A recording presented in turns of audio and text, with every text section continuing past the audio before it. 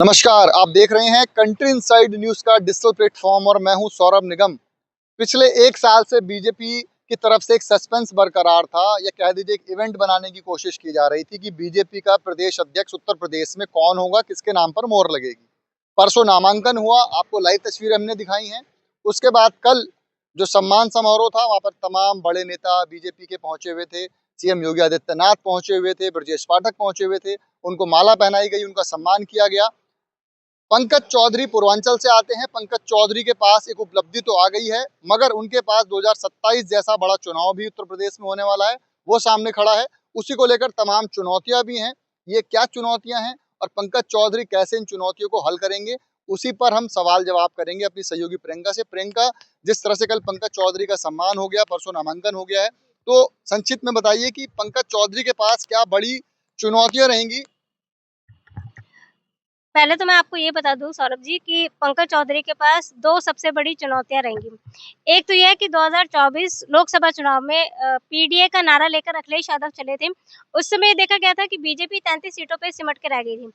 उसी की पीडीए की काट को लेकर पंकज चौधरी को इस बार नया प्रदेश अध्यक्ष बनाया गया है, क्योंकि पंकज चौधरी कुर्मी समाज से आते हैं और कुर्मी समाज को साधने के लिए ही बीजेपी ने इस बार पंकज चौधरी को नया प्रदेश अध्यक्ष बनाया है। साथ ही संगठन और कार्यकर्ताओं में जो एक बैलेंस बनाने की जरूरत होती है, वो बैलेंस किस तरह से बनाया जाए, वो एक बहुत बड़ी जिम्मेदारी इस बार पंकज चौधरी के कंधों पर डाली गई है। तो पंकज चौधरी क्या भूपेंद्र चौधरी से बड़ी लकीर खींच पाएंगे बीजेपी में काम के तौर पर?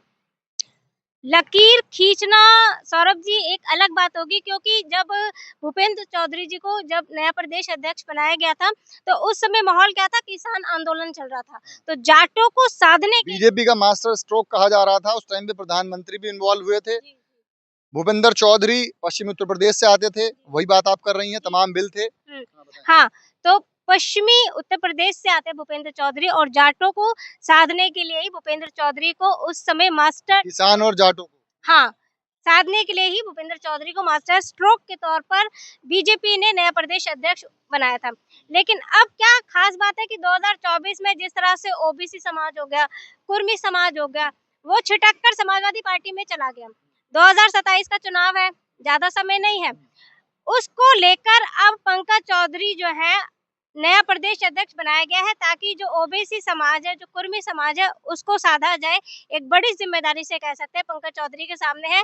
उनके नेतृत्व में ही आप देखिए आप ये बताइए कि जिस तरह से बीजेपी तमाम चुनाव तो जीतती आ रही है, विधानसभा लोकसभा सब जीत रही है, मगर सीटों की संख्या या वोट प्रतिशत लगातार कम हो रहा है। तो उत्तर प्रदेश में 2027 में पंकज चौधरी के पास एक ये भी बड़ी चुनौती रहेगी। तो क्या कुर्मी समाज, तो पूर्वांचल के रहने वाले हैं पंकज चौधरी, पूर्वांचल से सीएम योगी आदित्यनाथ गोरखपुर से हैं, मगर पश्चिमी उत्तर प्रदेश को कैसे टारगेट करेंगे? पश्चिमी उत्तर प्रदेश में तमाम समस्याएं हैं, बीजेपी का गढ़ नहीं कहा जाता है, वहां पर तमाम पार्टियां हैं जो एक्टिवेट हैं, चाहे समाजवादी पार्टी रही हो या अन्य पार्टी रही हो।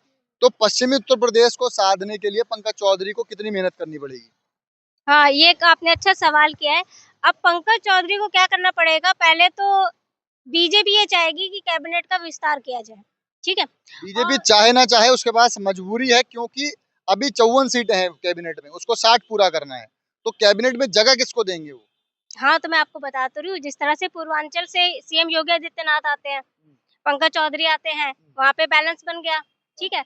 उसी तरह से पश्चिमी उत्तर प्रदेश में यूपी के बड़े पदों पर जो बैठे हुए लोग हैं, उनको एक बड़ी जिम्मेदारी भी दी जा सकती है। इसी को लेकर कैबिनेट का विस्तार किया जाएगा।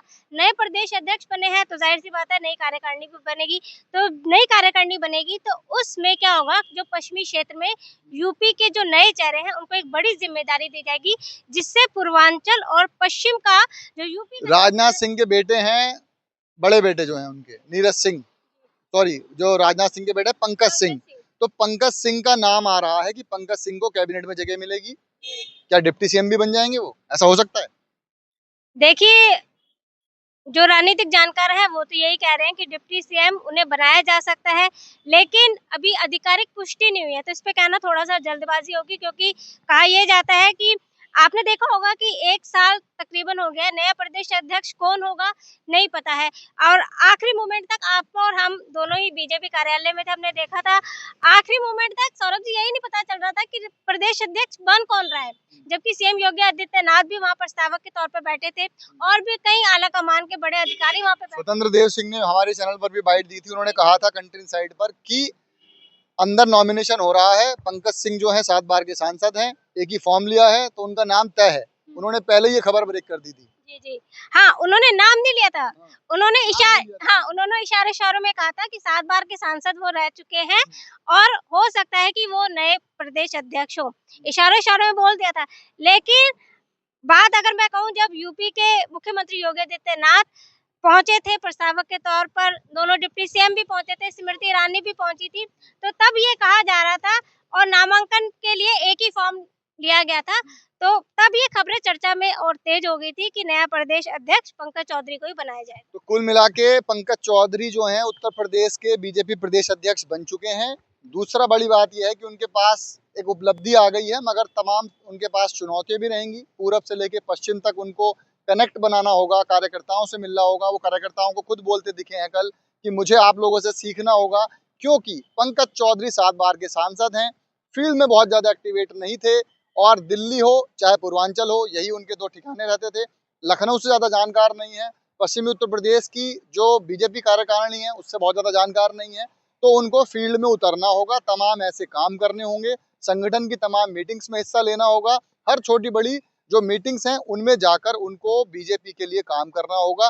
तब जाके पंकज चौधरी जिस वजह से यहाँ पर कुर्मी समाज को घेरने के लिए या पूरब से पश्चिम पहुंचने के लिए उनको यहाँ पर प्रदेश अध्यक्ष बनाया गया है, तब तो वो सफलता हासिल करेंगे। वरना 2027 के पहले बीजेपी को फिर से कोई ना कोई अपना मास्टर स्ट्रोक खेलना पड़ेगा, क्योंकि कुर्मी समाज के अलावा पश्चिमी उत्तर प्रदेश एक ऐसा गढ़ है जहां से तमाम छोटी बड़ी पार्टियां हैं जिनको साधने के लिए, वहां के वोटर्स को साधने के लिए बीजेपी को बहुत मेहनत करनी होगी। भूपेंद्र चौधरी को क्या कोई कैबिनेट पद मिल सकता है, ये देखना होगा। पंकज सिंह जो हैं राजनाथ सिंह के बेटे, उनको क्या डिप्टी सीएम या पश्चिमी उत्तर प्रदेश से और कौन कौन से नाम होंगे जो मंत्रिमंडल में शामिल हो सकते हैं, क्योंकि बीजेपी के बारे में कहा जाता है कि बीजेपी में हाई कमान क्या डिसाइड करता है ये अंतिम समय तक अब किसी को पता नहीं चलता है।